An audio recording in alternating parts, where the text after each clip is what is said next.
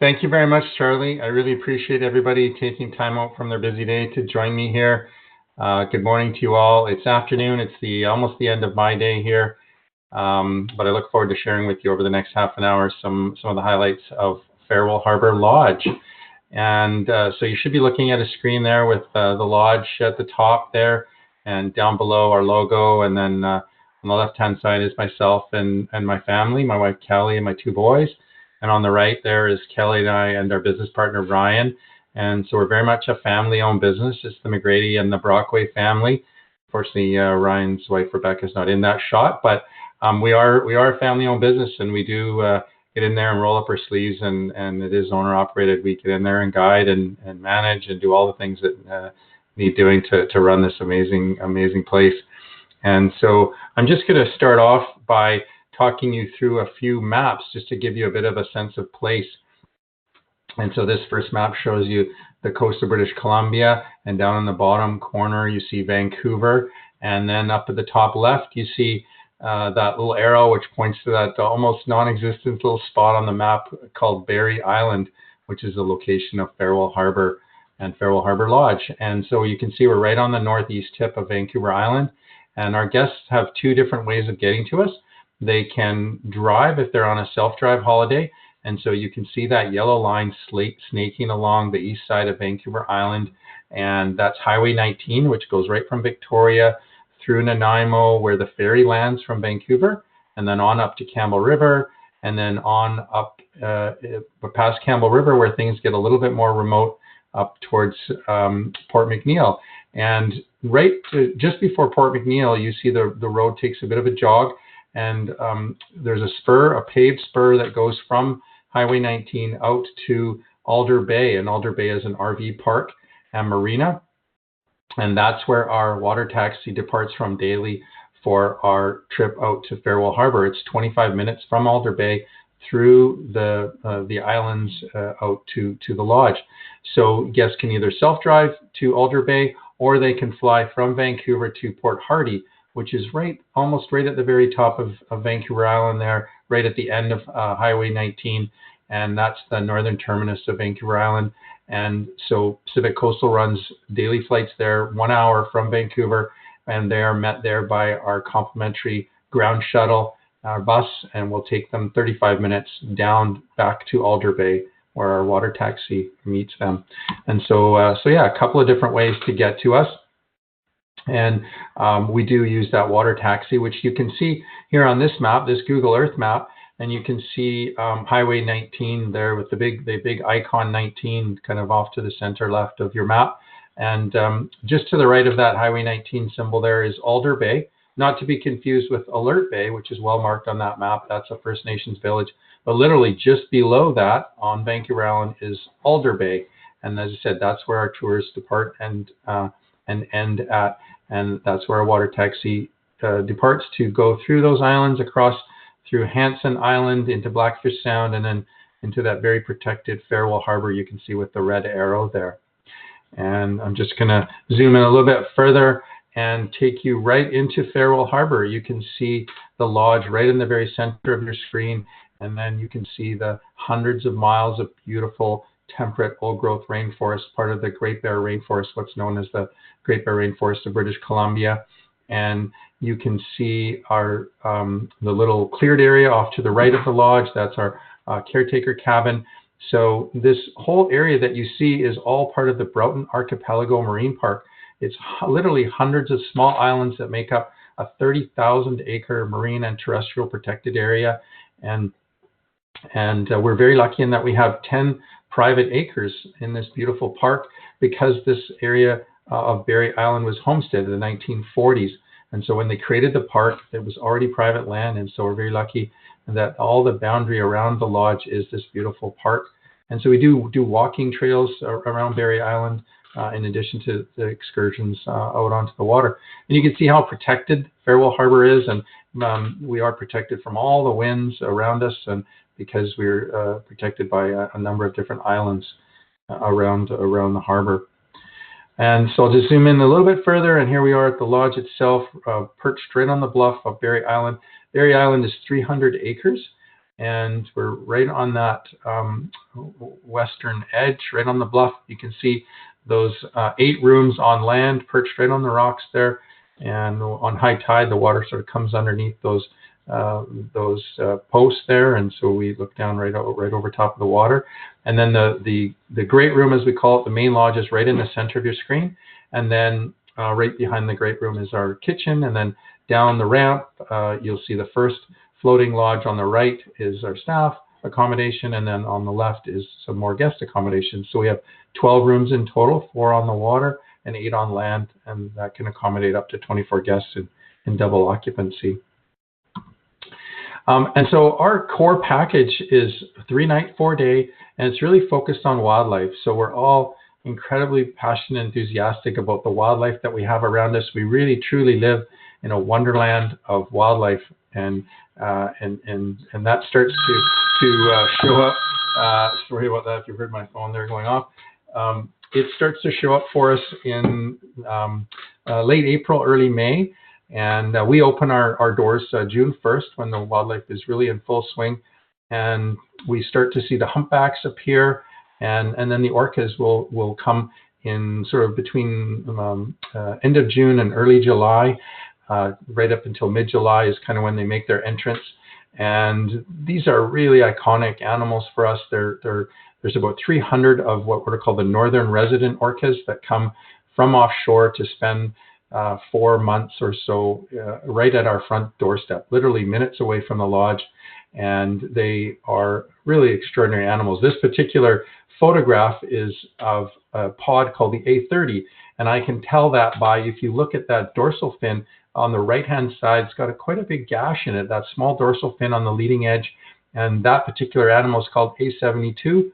And he was hit by a propeller at some point. Nobody knows exactly when, but that's a real sure sign of the A30s. And A30 indicates the matriarch, or the leader, of the female leader of this particular pod.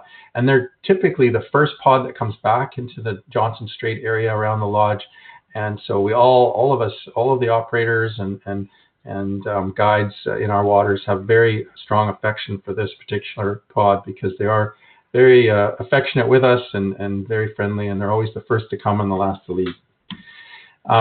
And the whale watching for the orcas is really special, because we get to know these individuals as individuals, and they're identified by the very unique dorsal fins they have, nicks and notches on them, as well as the saddle patches, this white coloration on their backs, essentially, and in addition to their calls. And so they all have very unique calls.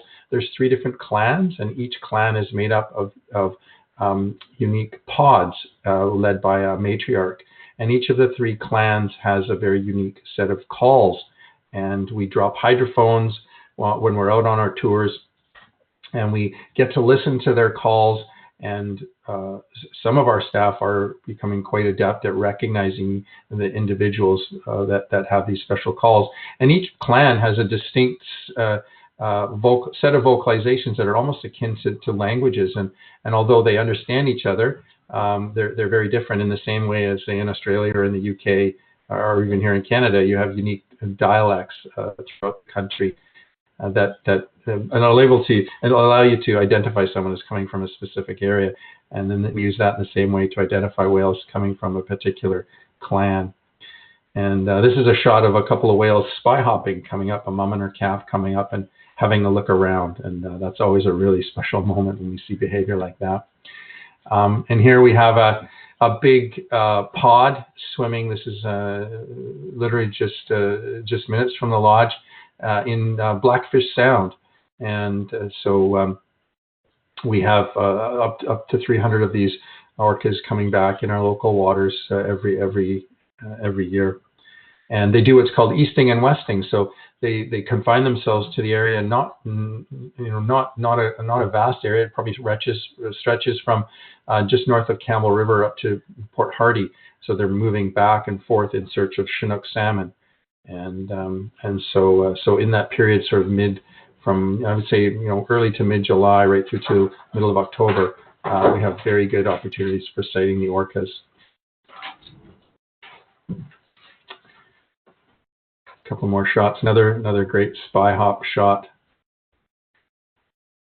And here you can clearly see the nick on this guy's dorsal and the very unique saddle patch, that white patch coloration on the trailing edge of his dorsal fin, which allows us to identify these as unique individuals. We have a catalog where we can flip through, and we can get guests taking photos, and we'll come back to the lodge and break out the book and try and identify. And that's always fun for guests to identify the family's tree and find out how old a particular whale is and its sex and so on.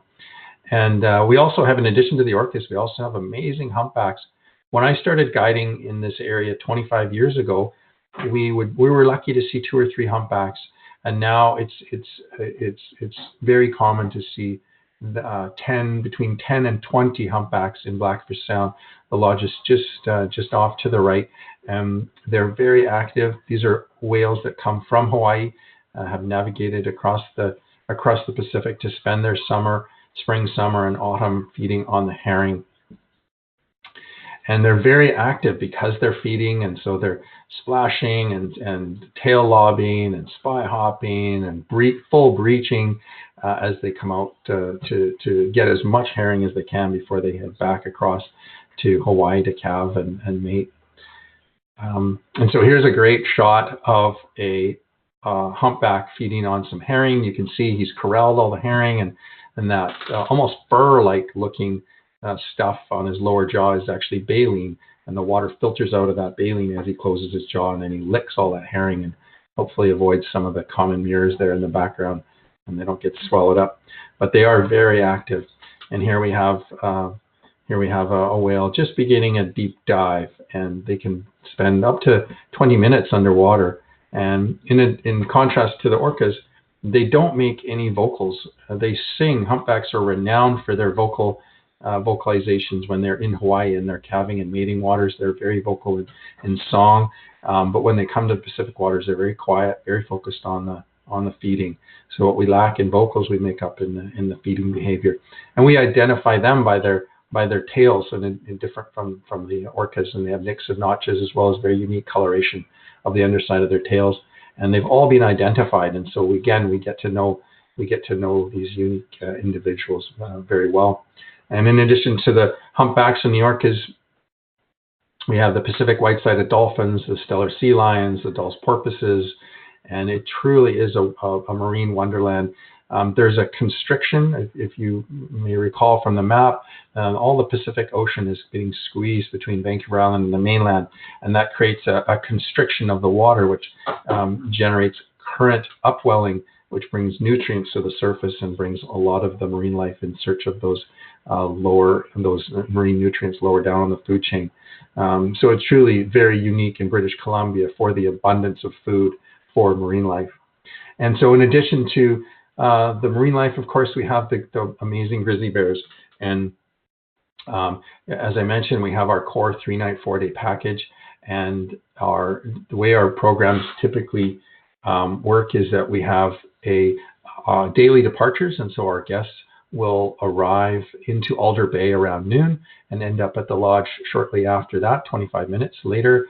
And we have lunch, orientation, and then we're back out on the water for that first afternoon of whale watching, followed by 2 full days generally focused on bear viewing.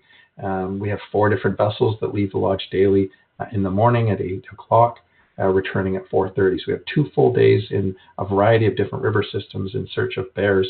And then the 4th day is a half day, and that can be involved in kayaking or rainforest walks or more marine tours in search of more whales, and then back at Alder Bay by noon. So that's kind of how our 3-night, 4-day package rolls out.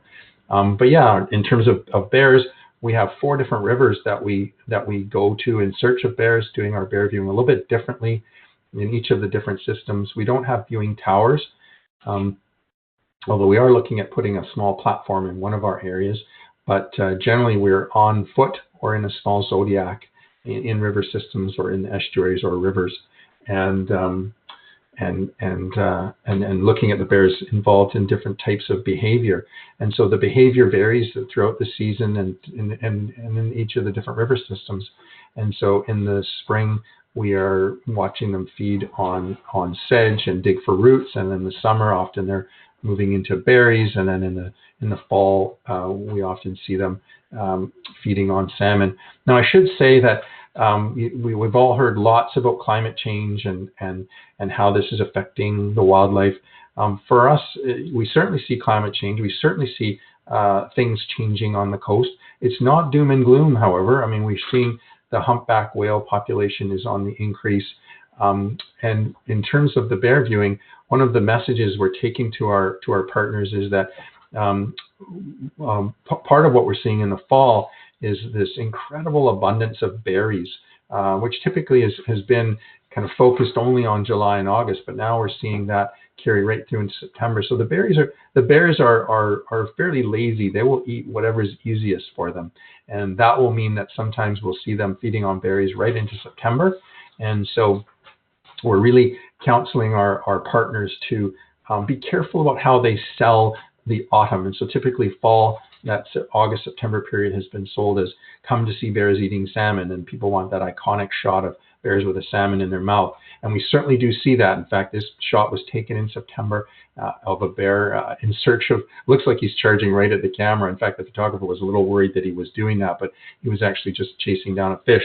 But we are seeing a lot more feeding on berries. And so perhaps not as spectacular as grabbing a salmon. We do still have pretty amazing encounters, but just being cautious of how you sell it, because sometimes guests who come expecting to see that iconic shot may go away disappointed versus someone who really is just willing to embrace that experience with bears in the wild, and it can have these extraordinary encounters. So here you see a guy that's just flaked out. He's had a good session feeding on berries and grass, and so just having a chill moment. Because we've been going to these systems for many years, so our predecessor business was Bones Bay Lodge, the floating lodge, before we joined it up with Farewell and attached the two together. And so with the history we have in some of these systems, we've gotten to know these animals very, very well. This is one of our favorite bears named Gatu.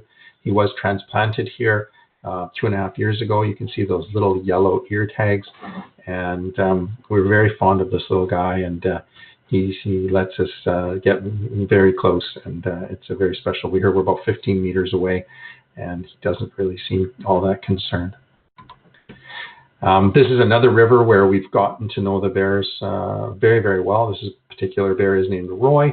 He happens to be a very poor fisherman. He spends a lot of time on the river without a whole lot of success, but when he is successful, we all cheer for him. But he's obviously very healthy, as you can see, and he's one of our favorites. People ask what they can see different times of year. Early season, the humpbacks are great. As I mentioned, the orcas don't tend to come in until mid-July. But in terms of the bears, we often see sub-adults, so the younger bears, as well as females with cubs that will be out in the estuaries foraging on invertebrates and on the sedge grass. And it's always such a treat seeing cubs at play. For those of you who have children, you can't help but recall those moments when the kids are young, when you look at cubs, because they just seem like little humans, the way that they wrestle and play together. Here's a couple of older cubs. These look like probably 1.5-year-olds with mom learning the ropes. And as I mentioned, because of the amount of time we spend with these animals and the amount of time we devote to being consistent, and so that means being in the same place at the same times, doing the same type of human behavior, and that allows the bears to relax and to let us, be present for some very intimate moments. And here we have a couple beautiful young cubs nursing, and mom is very relaxed and very comfortable around us. And that's very common when you find a bear viewing this is done very consistently, and you develop this trust, this mutual trust between bears and humans, and it's pretty extraordinary. when it happens. And so we work very hard to gain the trust of the bears and keep that trust. So in addition to the grizzlies, we have black bears, and the black bears are very opportunistic feeders. This guy's just feeding on rockweed, not terribly nutritious, but gives him what he needs, and he's looking pretty healthy there. This would have been an early season shot. And I'll move on to the lodge here. So this is one of my favorite spots in the middle of summer. It gets nice and warm there on the rocks, west facing, so we get a nice afternoon sun on these rocks, and I really like to hang out there with guests and enjoy the scenery and tell some stories about the day. Here you can see the lodge, the land-based portion of the lodge. So we have these wraparound decks, and each of the rooms are staggered a little bit, so they afford each other a good amount of privacy, and they all have these nice big picture windows and nice big views of Farewell Harbour. And so Kelly's in charge of putting out the flowers every spring, and that really adds a nice bit of color for us. And then you can see a few boats there in the harbour. And Farewell Harbour was named in the 1870s by a British sea captain named Pender, who was doing a survey of the BC coast and had fared well on his 5-year mission and was heading back to England, and so gave it that name, Farewell Harbour. It's very, very protected, and often see some boats at anchor on their way up back and forth between Alaska and Vancouver, and it's kind of neat to see those twinkling lights in the harbour at night. And we're very sheltered, as I mentioned, surrounded by small islands, and even in the most howling of storms, we have the water never really looks much different than this. It's hard to imagine, but it's true. And we can get out kayaking in virtually all types of weather. Unfortunately, for most of our operating season, the weather is pretty nice. We are west facing, so we have some of the most beautiful sunsets I have ever seen in my life, and it's always a showstopper every night when we have sunny weather or even a bit of cloud. As the sun drops behind the clouds, we get amazing sunsets. And there's a shot from the water looking at the floating lodge and up at the land-based lodge and the docks and the boats at the end of the day. This is one of our typical boats. These are 12 passenger water taxis. You can see the Zodiacs on the roof and the outboard engines on the back deck. We get into a river system, we drop the Zodiac off, and we put on the engine, and that gives us a chance to go and explore hidden rivers that very few people get access to, because we are very mobile in that way. And it's a really extraordinary way to get up close and personal and explore some beautiful hidden valleys. Back to the lodge again, evenings. It was a wonderful time. I really enjoy this time in the evenings. We have 4 different boats, as I mentioned, so everybody's back at 4:30, showered up, back for supper and appetizers and supper. And it's a really nice social time. People swapping stories about their adventures. We have complimentary house wine we put on the tables with dinner. It makes for a very nice wrap to the day. We've just done a large renovation of the great room, and we've done some renos on our bar here, and that's a focal point after supper. Guests will come and grab a glass of wine or some draft beer and sit and listen to a presentation by one of our guides here in our great room. And we have a slideshow up on the screen there and a nice fire going. And again, it makes for a really nice end to the day. A typical room for us here, long doubles, so private en-suites. And so you can see we're not aiming for luxury here. It's very comfortable, clean, simple accommodations, very homey. We really make pains to really make this place a destination for people that love wildlife, love spending time out there in the forests and rivers and on the ocean, don't mind getting wet or a bit muddy, to really get up close and personal with wildlife. Come back to the lodge and have a great meal and nice, clean, comfortable accommodations. We have private en-suites in all of the rooms, shower and toilet and vanity there.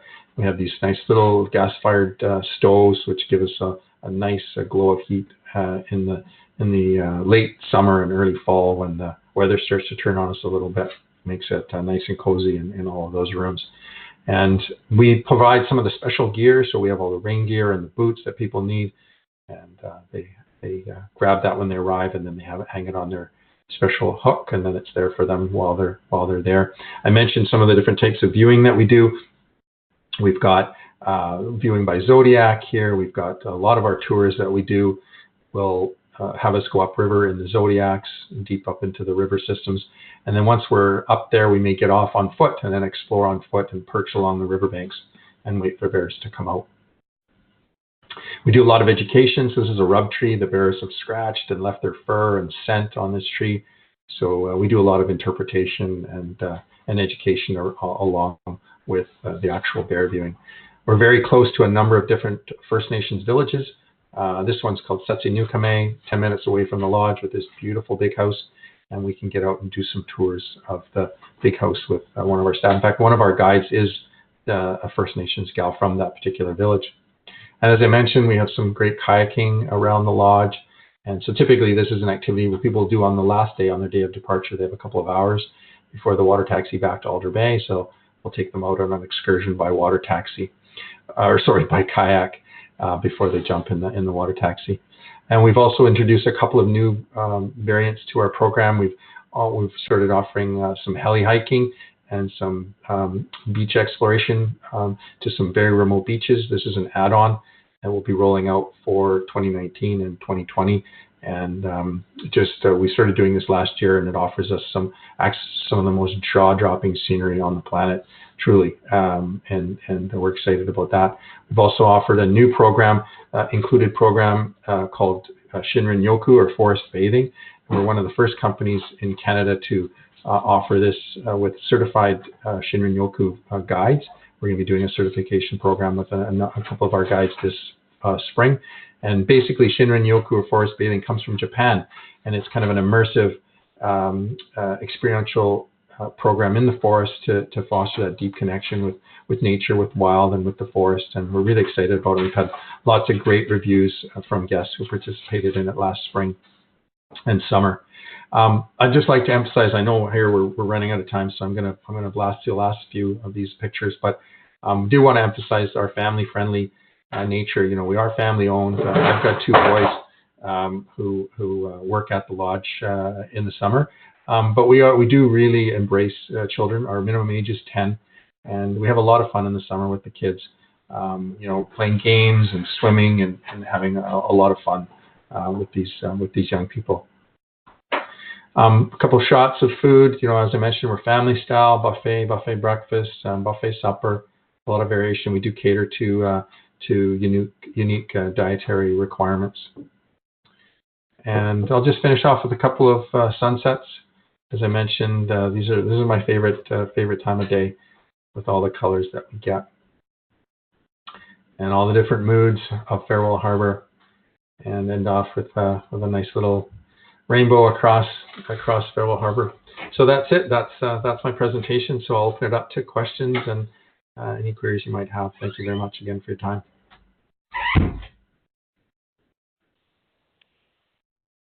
Thanks, Tim. As I was saying earlier, such a fantastic presentation. What a wonderful product, wonderful destination.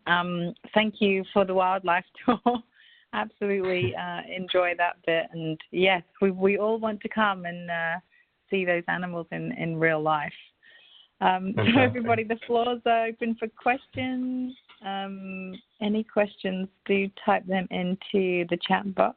Melissa says, thank you for the great presentation. It was great. Love it.